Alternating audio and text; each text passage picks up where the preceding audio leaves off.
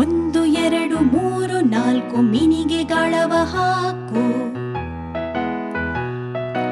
5 6 7 8 ಸಿಕ್ಕಿದ ಮೀನು ಜಾರುವುದುಂಟು. 9 10 ಆಟದ ಕತ್ತು ಬುದ್ಧಿಗೆ ನೀಡು ತಾಕತ್ತು.